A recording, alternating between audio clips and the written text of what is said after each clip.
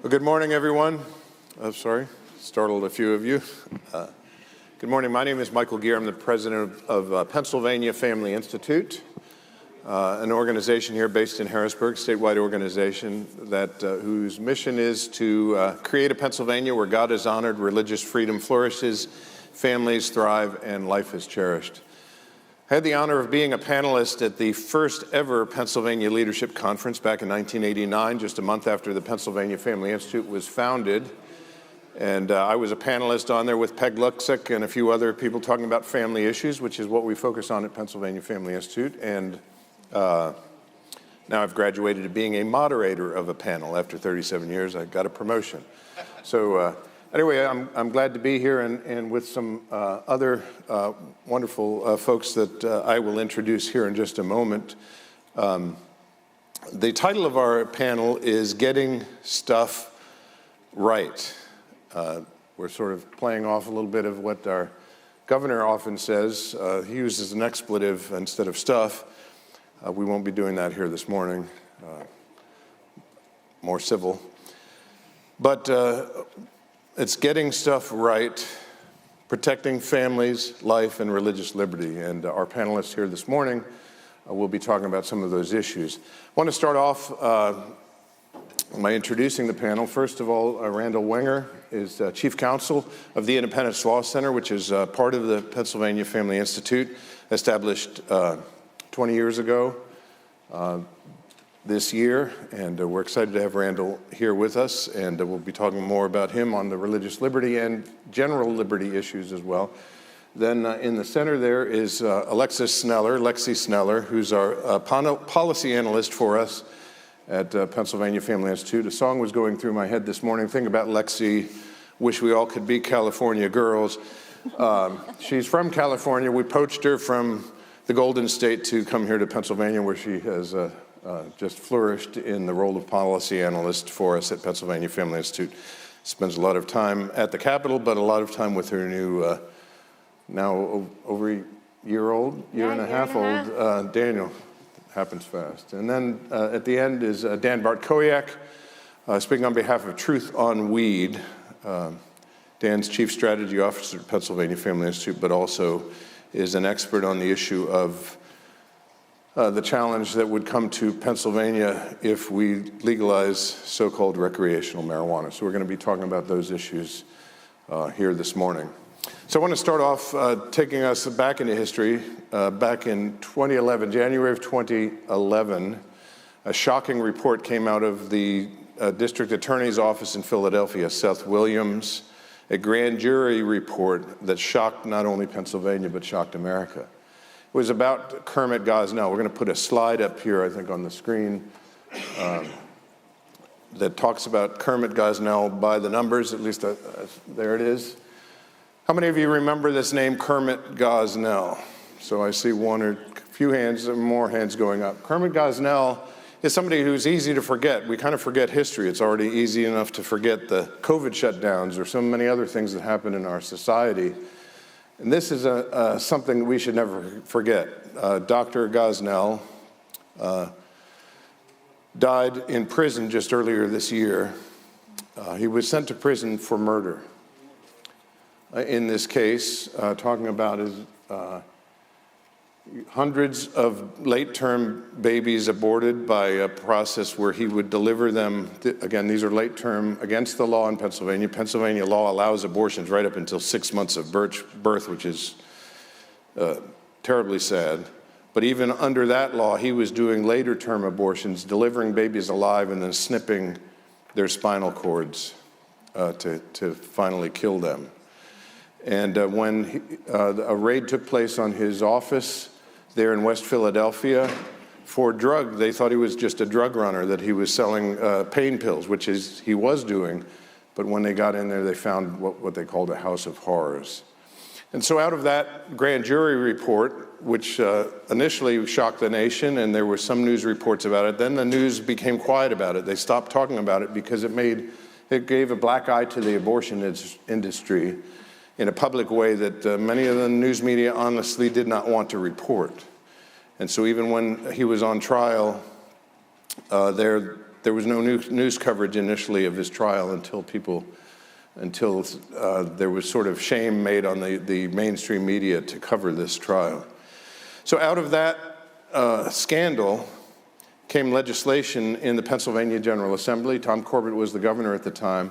Legislation to at least try to protect the women. There were women that died at the hands of Kermit Gosnell. And I'm going to show a video as this legislation came to the Pennsylvania General Assembly. It ultimately did pass and was signed into law by Governor Shapiro.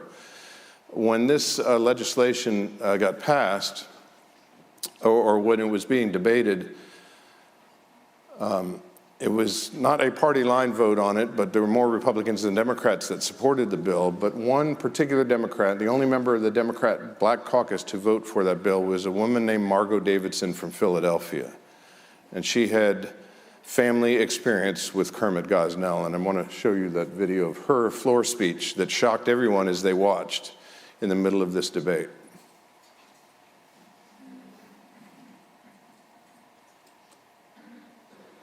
I think I'm the only member of this House that was directly touched by the tragedy at the Gosnell Clinic.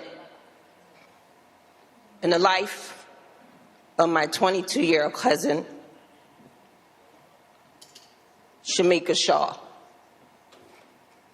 And today, I honor her memory by voting yes on this legislation that seeks to safeguard the health of women that is long overdue, so that never again will a woman walk into a licensed healthcare facility in the state of Pennsylvania and be butchered as she was, with her uterus perforated and her death of sepsis and infection permeating in her body till she writhed in pain on the floor of her home to her ultimate death. And today I thank the members of this House that supported this legislation for the safety of women, and I thank you. Speaker thanks the lady. So that legislation went on to pass. It led to the closure of a number of abortion clinics in Pennsylvania because the law then required unannounced inspections and safety requirements in these clinics after what they found in Gosnell and found egregious situations in other abortion clinics. What's notable, a couple of ones, and I'm going to go to Lexi here in just a moment, is how a very famous Pennsylvania voted when he was a member of the House of Representatives. But I also want to point out that Representative Margot Davidson, she made that courageous speech there on the House floor about her cousin, Shamika Shaw, who died at the hands of Gosnell. In the following election, following that speech where she voted yes, Planned Parenthood ran a primary opponent against her because she voted in a way that Planned Parenthood didn't like. So Lexi, let me turn it to you to talk about this issue, about this famous Pennsylvanian who voted against that legislation, among other lawmakers, even though it did eventually become law. Well, you're probably wondering why we have a panel about Governor Shapiro and we're talking about legislation that passed in 2011. But that's because no issue more than family issues highlights just how extreme Governor Shapiro is. He likes to position himself as a moderate. He's getting things done. He is the people's person. But you know the saying, when someone tells you who they are, believe them. And back in 2011, Governor Shapiro showed us exactly who he was as a state representative. So this legislation of health and safety laws that Michael was talking about passed bipartisan, Republicans, Democrats, but one of the people who did not vote for it was Governor Shapiro when he was a state representative. And this has continued to be a pattern of his behavior. Now as governor, Governor Shapiro has continued to take a stand against life in an extreme way that the majority of Pennsylvanians do not support or agree with, even those who are pro-choice. So on one of his first days after being elected as governor in office, this is his chance to set the standard of what his administration is going to be like. He met with all of the executive head president leaders from Planned Parenthood across Pennsylvania. He took a selfie with them and he posted it on his X account because he was so proud to be meeting with them. His administration set up, using taxpayer dollars, a website that directed women to get abortions, showing them where to get them and helping them learn how to pay for them. His administration also set up a website on the Pennsylvania government portal where it solicited complaints against pregnancy resource centers. So not only did Governor Shapiro shut down Real Alternatives funding for pregnancy resource centers across Pennsylvania, but he also solicited complaints against them only for pregnancy resource centers. This is from a governor who claims that he cares about women's health and women's choice. But there's nothing that is more opposed to women's choice than shutting down pregnancy resource centers that give women who desperately want to keep their babies but feel alone. Maybe they've never had the resources to raise a child. They don't have any of the necessary money or diapers or formula. Pregnancy resource centers across Pennsylvania provide all those things for free and walk alongside women, not just through their pregnancies, but after their baby has come. And this is what Governor Shapiro is opposing in support of the multi-million, if not billion-dollar abortion industry. So again, I think that the life issues, starting all the way back from a representative now to his time as governor, has shown how extreme he is. And one final point is, the Shapiro, specifically, Governor Shapiro has refused to support a bipartisan law that stops Medicaid funding from going to elective abortions. He said he's not going to support that. He's not going to defend that law. And that's something that the majority of Pennsylvanians, right, left, pro-life, pro-choice, are in support of. They don't want taxpayer funding abortions.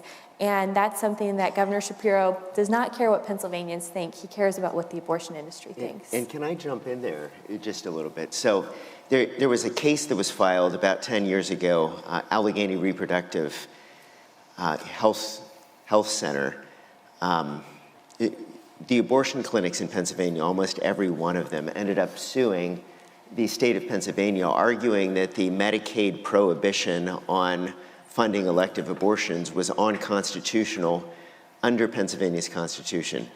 So they've been litigating this case for a while. It's gone from the Commonwealth Court to the Pennsylvania Supreme Court, back down to the Commonwealth Court. But what's notable about that case is the absence of Josh Shapiro defending the law. So as Attorney General, the job of the Attorney General is to defend Pennsylvania's law. As Attorney General, he said, no thanks.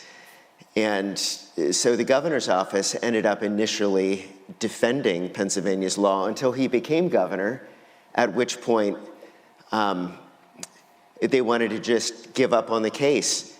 Hey, we, Pennsylvania, now agree with the abortion industry. Let them have everything they want. Yay. Like that's not the way that you defend Pennsylvania's law, but that's exactly what was happening until we elected Dave Sunday as Attorney General. He's now defending Pennsylvania's law, but it's terrible to think that we as taxpayers would be paying for people's elective abortions, but that is precisely what the Shapiro administration wants. So go ahead, Dan. There's always a picture that I have, especially when we look back at the Gosnell. 15 years ago, there was a hearing at the Capitol. I can remember Randy was in the front row and I was standing off to the side, and you could hear a pin drop because they were going through the Gosnell grand jury report and just the horrors. Nail salons were regulated, more than Gosnell's clinic. And thankfully we had this law passed that was regulating abortion facilities the same as any other surgical facility in the state. That same hearing room is where Governor Shapiro brought Planned Parenthood for a roundtable discussion. Part of the agenda was to remove those regulations. The extreme that we see in that room as well was used as hearings to talk about deceptive practices of pregnancy centers, because they point to options for women that aren't just profiting from abortion. So it's just the extreme nature. That hearing room I always remember because of just the extremes that we see with this current administration. And in one of those roundtable hearings, I remember that their Planned Parenthood Action Executive Director told Governor Shapiro and the Democrats there, we couldn't do this without you. So let me ask this question. So we started off talking about the Kermit Gosnell case, and we know just from what happened after that law was passed and inspections, the annual unannounced inspections started happening at abortion clinics, that we found egregious situations in other clinics. Right up the street from me, right up Front Street, across the river, Hillcrest, dangerous conditions there. They ultimately closed that clinic down because they couldn't meet the health and safety regulations. So we hear this consistently. Abortion is health care. We also hear from Democrats oftentimes, we need to regulate more industries, regulation. We have to protect people's safety. Yet when it comes to the abortion industry, there's this special carve out in their mind that there should be no regulations whatsoever. Now, we at the Pennsylvania Family Institute, we believe that every life is sacred, that every human being should be protected from conception until natural death. That's our position. But even in light of the law that currently exists in our state, where women, are not being treated well, and then we have, well, let's just talk about what have the Democrats pushed in the House of Representatives just this session? On these issues. That they're extreme, right? They're very extreme, and under Governor Shapiro's leadership, that has caused abortion bills to flourish. PA Family has been around for over 35 years, and in recent years, under Democrat leadership, we have seen more abortion bills introduced than ever before. And just in the fall, in the House Judiciary Committee, which is run by Democrats, we saw 7 abortion bills ran out of committee in a single hearing in a single day. 7 abortion bills. I'm going to run through what those bills do because I think many people would be shocked to understand just how far they've gone. I can say they're extreme, but don't take my word for it. Let me tell you what these bills do. So there's one bill that would enact a federal legislation and make it state law that has been used to imprison pro-life counselors who pray for and counsel outside abortion clinics. So they want that not just federally, but also state. There's a package of bills called abortion shield laws. So these are model bills from other states that are basically used to give legal immunity to bad abortionists and doctors who harm women if they have a botched abortion, if there's anything like Kermit Gosnell. So we of all people in Pennsylvania should be sensitive to this, but these abortionist shield laws would make it impossible to sue them or even serve them papers so that victims or families of victims cannot get any justice. How is this healthcare? How is this about supporting women? It's not. Another bill that they want to do that passed out of this Judiciary Committee would remove a 24-hour waiting period and informed consent. Again, if they say they're about choice, removing informed consent so that women know exactly what they're doing is not at all about supporting a woman's choice. It's about supporting the abortion industry. And finally, the worst bill of all would be a state constitutional amendment to create a right to abortion in our state constitution. This is, again, model legislation that is passed in other states, and it is used to overturn every single pro-life protection in Pennsylvania. Those laws have been very extreme in other states, and so they've been used to strike down just very obvious kind of protections. They get wiped out through these kinds of constitutional amendments. So as Michael said, in Pennsylvania, you're allowed to have an abortion up to 6 months. We all know what a 6-month pregnant woman looks like. This bill would mean that you could get an abortion even later than that. It means that your taxpayer-funded money would be forced to pay for it. Right now, parents have to be notified if their minor child is going to get an abortion. That would be removed. Health and safety requirements on clinics could also be removed. So this specific bill, of all the 7 that passed out of committee, was the one bill that the Democrats chose to run on the House floor the week before Christmas, and it passed. We have not seen such an extreme push for abortion in decades. And under Governor Shapiro, the abortion industry and their supported legislators are flourishing. And we need to step back and ask ourselves, who's benefiting? Who's benefiting from the removal of the most basic health and safety requirements? Like Michael said, the abortion industry wants to call themselves a healthcare industry, but they don't want any of the oversight, they don't want any of the accountability that literally every other healthcare industry has to do. But that's because an industry that makes their money and thrives off of killing an unborn life is not healthcare, and it shows in every way that they react and every way that they interact with legislation. And so the people who are benefiting are not children, certainly. The people who are benefiting are not women. The people who are benefiting are not families. The people who are benefiting is the billion-dollar abortion industry. So Governor Shapiro and all of the legislators who are supporting these legislation are supporting a giant industry lining their pockets, making it easier for them to get more clients with lower quality, lower standards, to churn them out to make more money. That's what it is at the end of the day. So this governor that you're talking about, you've talked about the extremism there, presents himself as a moderate, and we're seeing that, and I don't think it's a surprise to this audience that he's not who he presents himself to be. I heard from backstage a question from the previous person about the Democrats who run pretending or presenting themselves as moderates only to do things. And I look at this situation we have here in Pennsylvania with these bills passing in the House or passing out of committees in the House. We have a backstop right now in the Senate. We look at these other states like Maryland, California, New Jersey, New York, and others that have gone massively extreme on so many different issues. It's a result of a complete control by one party of the governorship, the Senate, and the House. And that's the challenge here in Pennsylvania that we face in this coming election this fall, and why we need to be engaged and involved in voting. There's more issues that we could talk about there, but I want to talk a little bit more about and turn to Randy Wenger, talking about the issue of liberty, religious liberty specifically, and talking about Governor Shapiro. I mean, he plays in that sandbox too, doesn't he? He's not a big fan in many respects of liberty related to these kinds of issues. No, not at all. You might have heard of the Hobby Lobby case from about a decade ago, and we had a companion case to that where we were representing a Mennonite cabinet door maker from Lancaster County who was opposing Obama-era regulations that was mandating that most healthcare plans include abortion-causing drugs.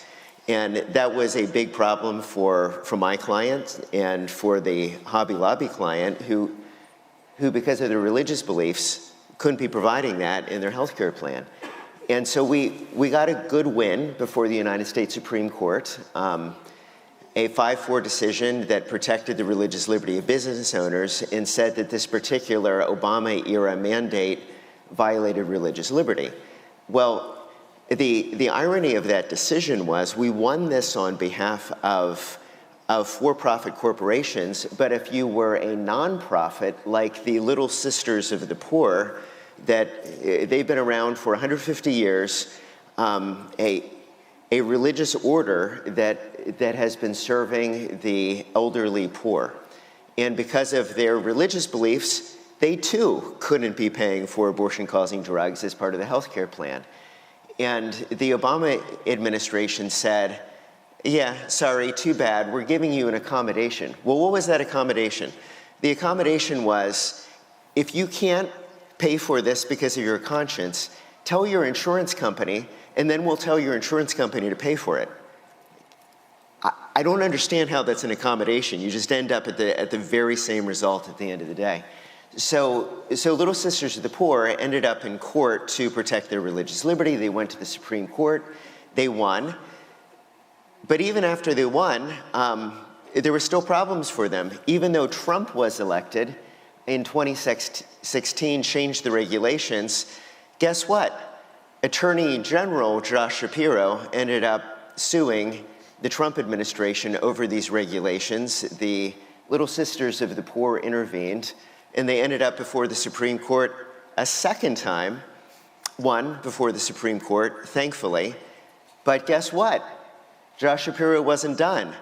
He ended up suing once again, and that litigation is still ongoing. And like, how can you do this again?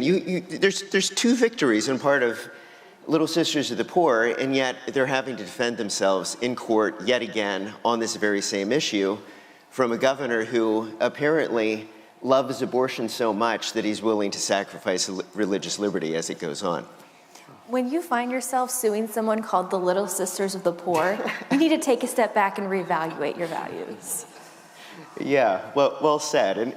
And this isn't the only place where the governor is out of step with what the Supreme Court is doing. So late last month, Kaylee Childs won 8-1 before the United States Supreme Court. Why was she in the Supreme Court? Well, she counsels patients in the state of Colorado. She finds out what their goals are, and she helps them with their goals, even if their goals happen to be feeling comfortable with their biological sex or helping them to manage their same-sex attraction. State of Colorado said, yeah, it's okay if you want to support somebody in adopting a cross-sex identity, but you can't make them feel comfortable with their own sex. So she challenged that law in Colorado. She won, again, 8-1 on free speech grounds. And why do I bring this up for the state of Pennsylvania? Well, we have various state boards that passed new provisions based on pressure from the Shapiro administration to do the very things that Colorado was doing, so that now psychologists and counselors can be disciplined and lose their licenses if they end up doing the same kind of thing that Kaylee Childs was doing.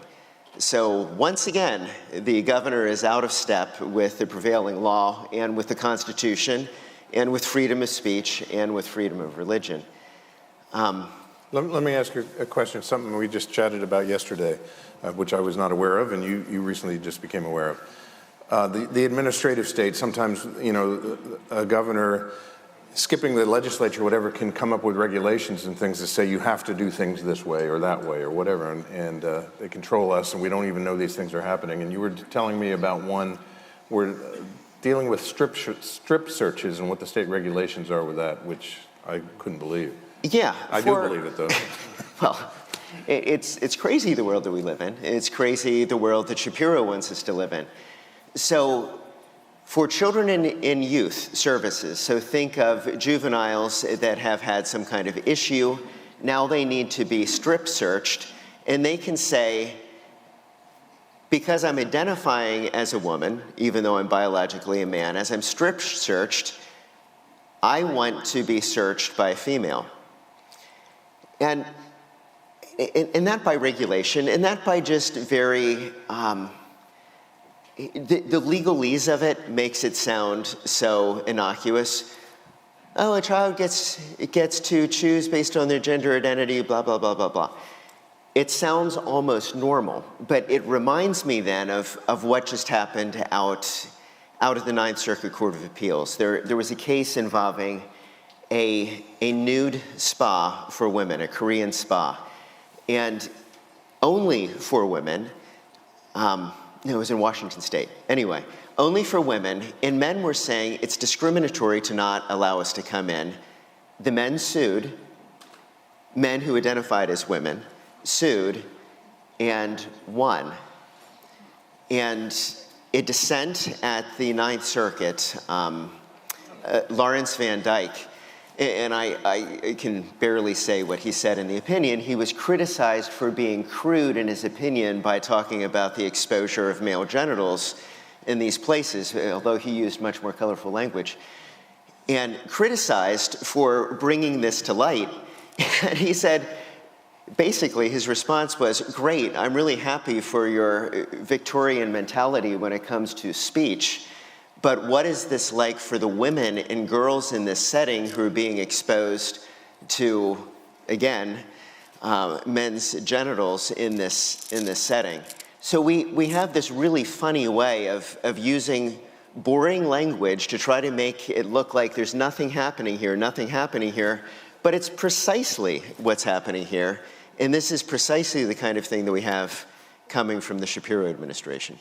So real quickly, before we get to the next topic, just the Shapiro administration and the Democrats pushing sexual orientation, gender identity, what's called SOGI, I guess is the acronym for that. What's the latest on that? Well, right. So there's this Orwellian named bill called the Fairness Act, which is anything but fair. Fairness would be, hey, let's just treat everyone with decency and respect. It's America, that's what we should do, we can do that. But instead, this is a bill that would require all kinds of crazy things in the name of equality, but crazy things instead. So for Christian schools, they would be forced to hire people who disagree with church doctrine on human sexuality, marriage, and gender. And that's not fair. That's not fair in the least. Everybody else gets to hire people who share their mission. So the Sierra Club is going to hire people who care about the environment. And, well, far-left liberal governors get to hire people who share their liberal ideology. But apparently Christian schools won't be in a position of hiring people who share their religious beliefs. And it doesn't stop there. And some of the crazy things in the bill you could oppose for religious reasons, and you could oppose for other reasons too. Like doctors, we're not the only state that has been facing a law like this. Other states have passed it with very bad outcomes. And so there were doctors sued in the state of California, I believe, that would not do double mastectomies for so-called sex change surgeries, even though they would do double mastectomies for cancer surgeries. Those doctors, whether they're religious, in this case they were, or they just had a conscience against doing it because after all they took a Hippocratic oath to do no harm, and now they're being told to just do this for gender identity purposes. They may think, and rightly so, this is harmful, not helpful to people, and yet this law would require things as crazy as that. Women's shelters. Forcing women's shelters to be open to men who identify as women. And we've seen, unfortunately, men who identify as women in these women's shelters then assaulting women in the shelters, women who are going to places to try to be away from men and who could probably identify what a real man is in those settings. So, do we need a law like this? No, we don't need a law like this, but somebody seems to think we need a law like this. This has been a top priority of the Shapiro administration. It's not good for religious liberty. It's not good for liberty general. It's not in general, and it's not good for women. A couple more of the really frustrating provisions have to do with sports and with bathrooms, locker rooms, and protections in those settings. So once again, if a trans woman, meaning a man who identifies as a woman, is a woman like any other women, then you let them on the women's sports teams and you let them in the women's locker room. And that's just not right, whether you come at it from a religious liberty perspective or you just come at it from this violates my conscience to be undressing in the same space where a man is naked. That shouldn't be happening in America. That shouldn't be happening in Pennsylvania. But apparently the Shapiro administration thinks that a law like this is a fine idea. And one interesting point about the fairness of women's sports issue and all of these issues that have to do with safe spaces, but especially for women in sports, this is like an 80-20 issue. Mm-hmm. Whether you're a Democrat, whether you're independent, wherever you stand, we can talk however much we want, but we see on the sports field that a man is a man, no matter what he says or how he dresses. And it really lays the truth bare. And I think that the Democrats and Shapiro know that. So even though it's something they're not supportive of, they're scared of it, which is good news for us because we need to get the word out. And with this legislation, they keep denying that it will be impacted, but House Bill 300, the Fairness Act, has to do with public accommodations. And based on the PA state website, schools are public accommodations. So it does apply. And the Fairness in Women's Sports Act, which this is kind of a teaser, come back tomorrow because PA Family will have a whole panel about this with some wonderful legislators who've been on the forefront of it. But that specific bill, Senate Bill 9, has been kicked around from committee. To protect women. Yes, in sports. yes. This protects women in sports has been kicked around from committee to committee to committee because they don't want to deal with it. They're scared. They know that if they have to vote on it, Pennsylvanians are going to be upset because they can't support it. Governor Shapiro does not want that bill on his desk because he knows it's going to disprove the his claims that he's a moderate. So that means that it's our job to not just sit and talk with our neighbors at our tables about this, but we need to start talking to our friends, our family, our neighbors, and make sure that they know exactly what the Democrats in Shapiro are supporting. Yeah, I just want to give an encouragement to all of you to sign up for the Pennsylvania Family Institute at our website, but especially for our social media. Our communications team put some great social media out there, and we're talking about the Democrats trying to punt the ball and prevent a vote on the girls' sports bill. It's a really neat kind of clip that we have there of each committee. When it comes to their committee and they're supposed to vote on it, they say, we think that the Education Committee has more expertise on this, and they said, we're going to refer it to the Education Committee. And the Education Committee says, well, we think the Judiciary Committee has more expertise. We're going to punt it to them.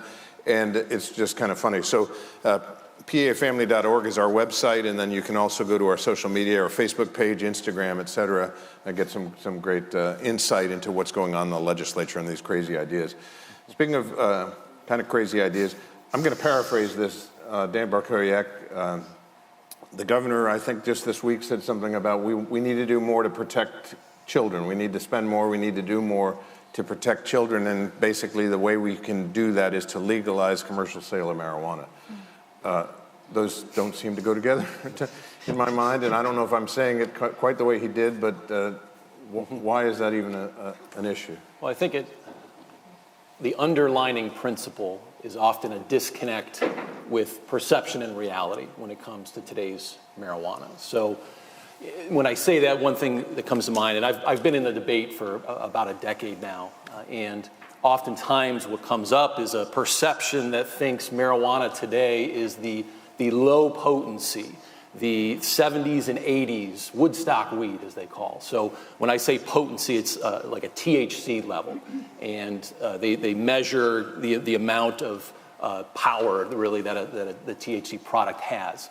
And back 70s, 80s, we were talking 3% THC, 4% THC, single digits, and really the forms that was rather limited. And today it's anything but that. You have high potency marijuana, 70, 80, 90% THC. You have forms like concentrates, edibles, delivery mechanisms like vaping. I mean, you talk with principals around this, really the country, and they have drawers full of vape pens because of just the epidemic of vaping in this country. So there's such a commercialization of marijuana with this experiment with recreational use that has created these varieties of products, these delivery mechanisms, and this perception of what this product is oftentimes doesn't match up with that reality. And that gap really has significant consequences. And I think of one example I'll give. So the marijuana industry is certainly lobbying heavily in Harrisburg to force your community to have a pot shop. That is one thing that I want to underscore, is the industry wants to remove your local municipality's option to say we don't want a pot shop in our neighborhood. So the heavy-handed industry is trying to legalize, commercialize this drug. And they brought in Mike Tyson a few months ago to lobby Harrisburg. He had a meeting with Governor Shapiro. He's embedded with the industry. He's making money off of selling products. And he had an interview with Dennis Owens, ABC 27. And he was asked about concerns with increased marijuana DUIs. And Tyson's response was, everybody's going to drive too slow? The only thing at marijuana and driving is you're just going to drive too slow. I live around here. A few miles away, there was a gentleman that instead of taking 1 or 2 hits of his marijuana vape, took 4 or 5 hits. Got in his car, drove the wrong way on Route 15 at over 100 miles an hour, caused multiple crashes, airlift to a hospital for one of the victims. I've talked with too many families in my time on this issue where their kids are impacted by this drug, that their family members died as a result of a marijuana-related DUI. And I'm tired of those that say marijuana is just a plant. It is not just a plant.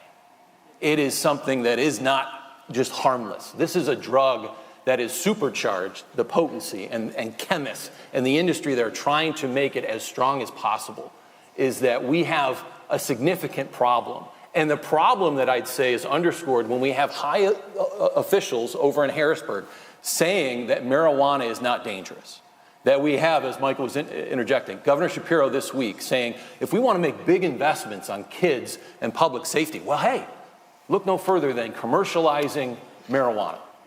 It's such a disconnect with the reality that we see with today's industry, and it underscores the fact that if we care about public health, if we care about public safety, then we shouldn't be investing in an addiction for profit industry. And that's frankly what the marijuana industry is looking to do, particularly with those high potency products. So let's talk about, so you mentioned DUI. I think there was a situation just a few days ago of two firefighters, I think in Berks County, that were mowed down. Basically, they were on the side of the road searching for someone, and a marijuana impaired driver ran right into these firefighters and killed them. So we have that DUI. We don't need to add to the DUI problem. What about the impact of the drug itself, especially on young people and on brain development and on those sorts of things? Is there credible evidence that it's dangerous? Because a lot of people are saying, well, there's the famous state legislator who said the only thing in danger for marijuana use is potato chips, meaning, you know, people just want to snack more.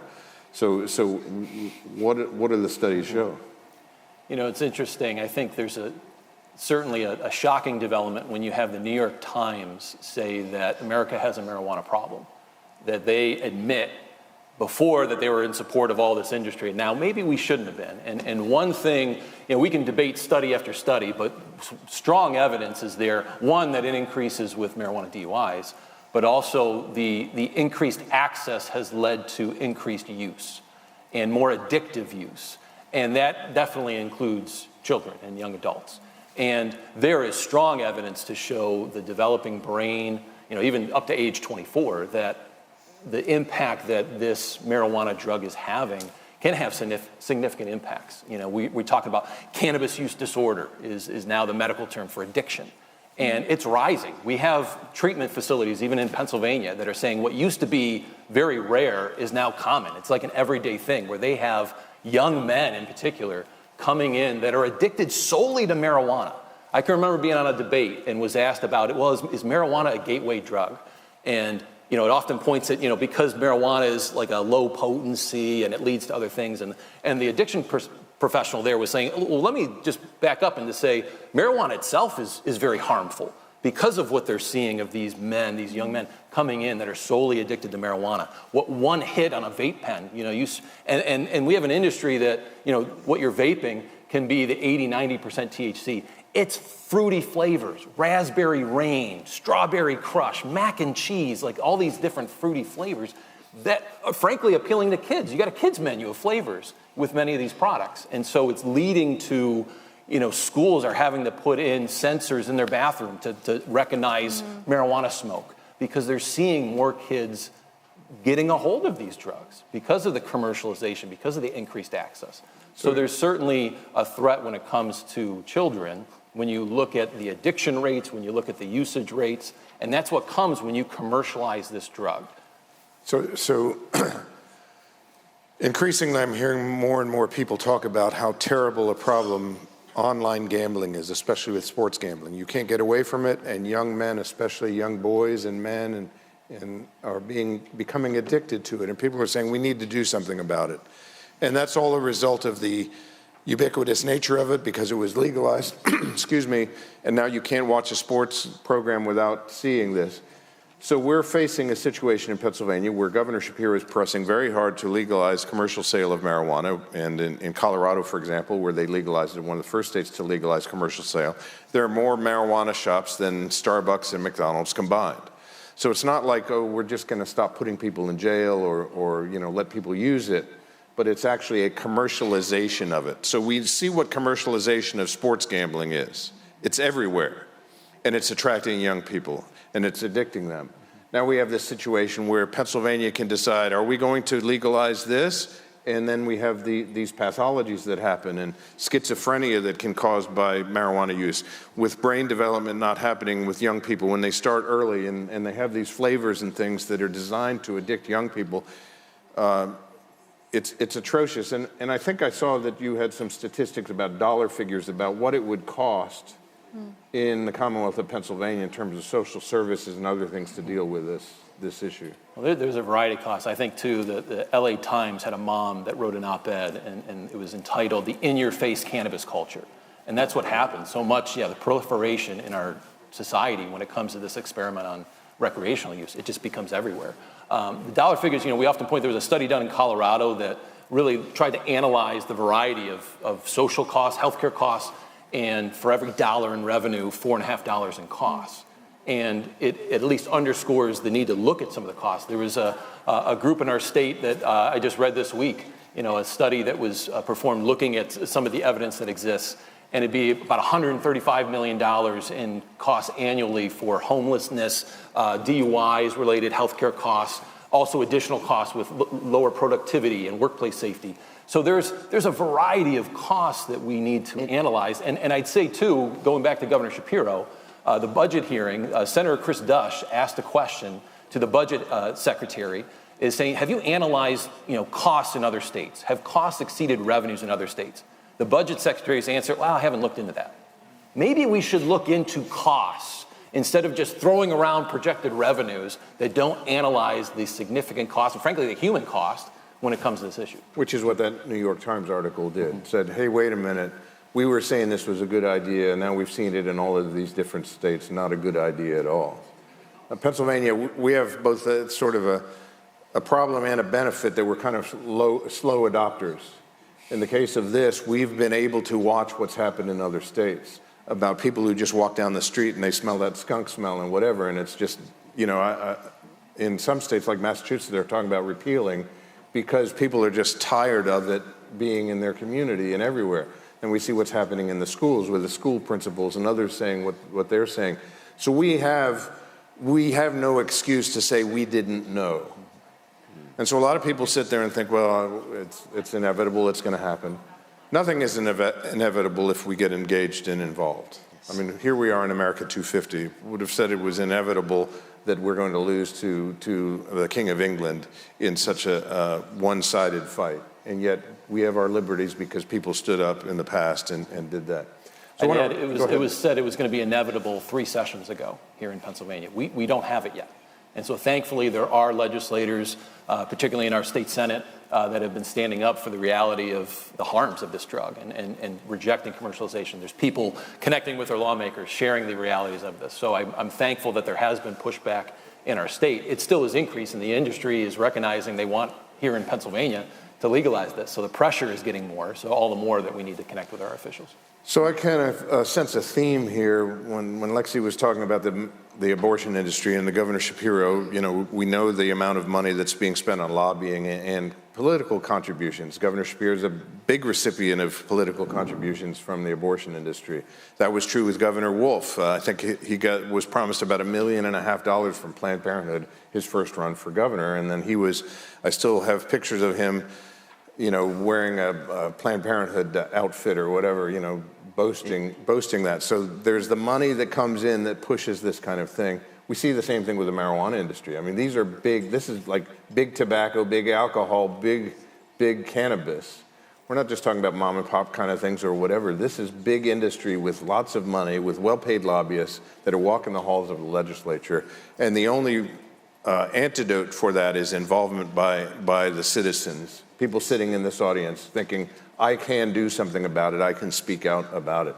So I want to just ask the panelists here, we got 3 minutes and 3 seconds left. What do you recommend people do? We'll start on the marijuana issue. What can people do? There's website, there's other ways they can be involved and engaged. Well, engage, and certainly know the industry is trying to do anything they can to get something passed. There's a 181-page bill introduced to legalize recreational use. They're trying to do part of that, 50 pages of a control board and some harms with that and paying through our medical program to get more people using. So there's just some issues that need to be brought up to our elected officials to know that there is some pushback. So there's a website, truthonweed.com, that has a variety of resources, and then with our organization, PA Family Institute at pafamily.org, using some of those to educate and learn about some of the policies that are being brought up and engaging with our elected officials, engaging with our community members, to know that, yes, I don't want to be forced in my community to have a pot shop, but that's what the industry is trying to lobby right now. Lexi, on the life issue, things that people can be doing, and girls' sports, those things, which Randy can talk about as well. Well, there's two sides of it. There's the political side and the community side. And so in a community side, like I said earlier, having conversations with people and getting the word out is so important, both in educating people what's happening, but also support your local pregnancy resource center. I guarantee you have one near you. Ask for a tour, donate, visit their local banquet, their local 5K, get connected with them. They are doing such crucial work. And when there's a pregnant woman in your community, support them, do her laundry, bring her a meal, hold her baby, tell her it's the cutest baby in the world, because it probably is. Support people and support families. And on the political side, if your legislator is voting the right way, thank them. If they're not voting the right way, encourage them, persuade them, tell them why it's important that they support women, that they support babies, and that they support life. My oldest son his wife just gave birth to the cutest baby in the world just last week. So I'll just leave it at that. I don't have any photos. I'm sorry, not yet. Randy, what can people do? And vote. I think one of the things that we've been wondering about so much on the conservative side of the ledger, how do we get our people on non-presidential years to get out there and vote? On all of these issues, whether it's the religious liberty issues that I'm talking about or any other issue, it sure makes a big difference when we have the right people at the right places. So don't forget about that. Also look up independencelaw.org. You can find out more about the cases that we're involved in so that you can be better educated on the fights that are out there. Well, I want to thank our panelists, thank the audience here as well for your kind attention to what we're doing. Again, our website is pafamily.org.